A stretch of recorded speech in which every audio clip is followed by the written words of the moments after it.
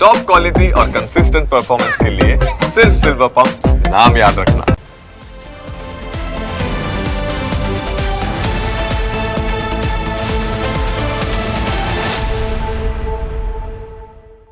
સૌથી પહેલા વાત કરીએ ગોંડલના ગરમાયેલા સામાજિક વાતાવરણ વિશે।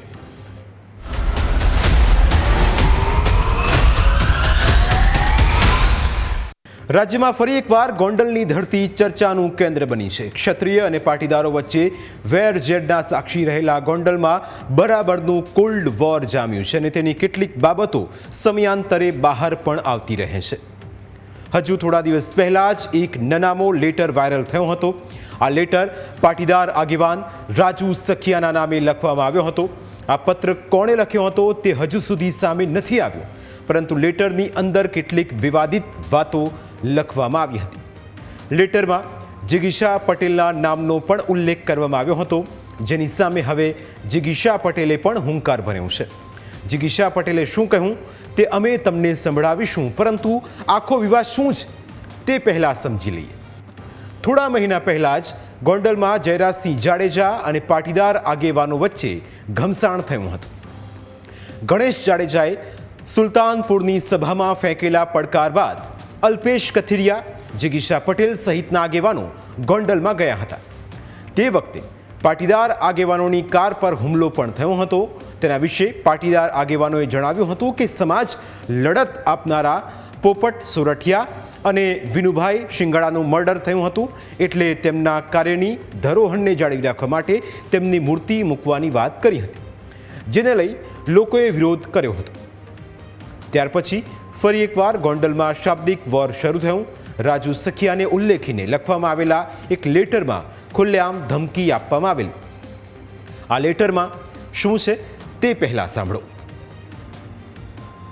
રાજુભાઈ, તમે જિગીશાબેન, અલ્પેશ કથિરિયા તથા મેહુલ બોગરા આવા 5 થી 6 માણસો ઘણા ટાઈમથી જયરાજસિંહ, ગણેશ તથા અનિરુદ્ધસિંહ પાછળ ખોટી રીતે પડ્યા છો।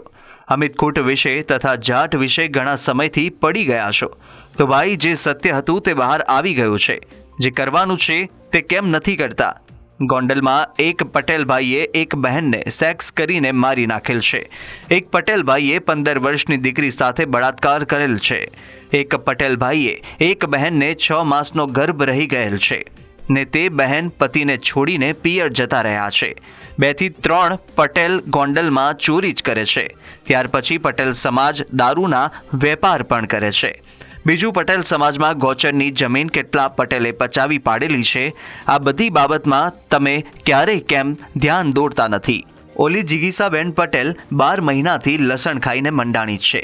જિગીશાબેનને કહેજો કે તમામ બાબતમાં દરેક જગ્યાએ ન્યાય અપાવે। બીજું, રાજુભાઈ, ગુજરાતની અંદર પટેલ સમાજ દરેક જ્ઞાતિની પાછળ પડી ગયેલ છે, જે દરેકને ખબર જ છે।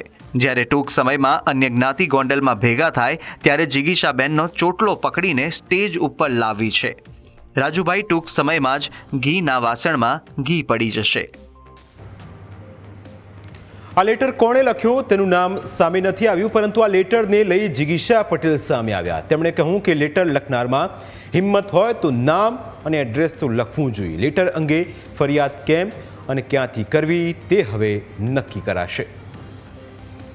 ગોંડલની અંદર રાજુભાઈ સખિયાની ઓફિસે એક નનામી લેટર આવેલો છે। એ લેટરની અંદર પાટીદાર સમાજ સિવાયના બીજા સમાજના લોકોને ભેગા કરી અને એક સંમેલન કરવાની વાત છે અને એ સંમેલનની અંદર જિગીશા પટેલનો ચોટલો પકડીને સ્ટેજ ઉપર લાવવાના છે એવી કંઈક વાત છે। એ બાબતે અમે ફરિયાદ આપવા માટે ગયા હતા, પરંતુ એ ફરિયાદ માટે અમે રાજુભાઈ સખિયા ત્યાંથી અરજી કરશે અથવા તો હવે અમે વિચારીશું કે રાજુભાઈ સખિયાને અરજી કરવી કે અમદાવાદથી હું પોતે ફરિયાદ કરું છું। પણ આગામી દિવસોમાં અમે આ બાબતે કાયદાકીય લડાઈ લડવાના છીએ।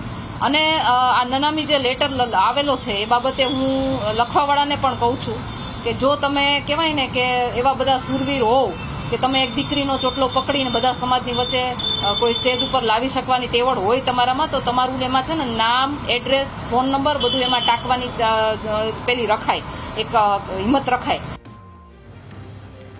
જિગીશા પટેલે કહ્યું કે અવારનવાર તેમને આવી ધમકીઓ મળે છે। ધમકીને પગલે તેમણે પોલીસ પાસે સુરક્ષાની પણ માગણી કરી છે, પરંતુ જો પોલીસની સુરક્ષા ન મળે તો પણ પોતે પોતાની રક્ષા કરવા માટે સક્ષમ હોવાનો જિગીશા પટેલે દાવો કર્યો। જો કે હવે આ વિવાદ ક્યાં જઈને અટકશે તે જોવાનું પણ રોચક બની રહેશે.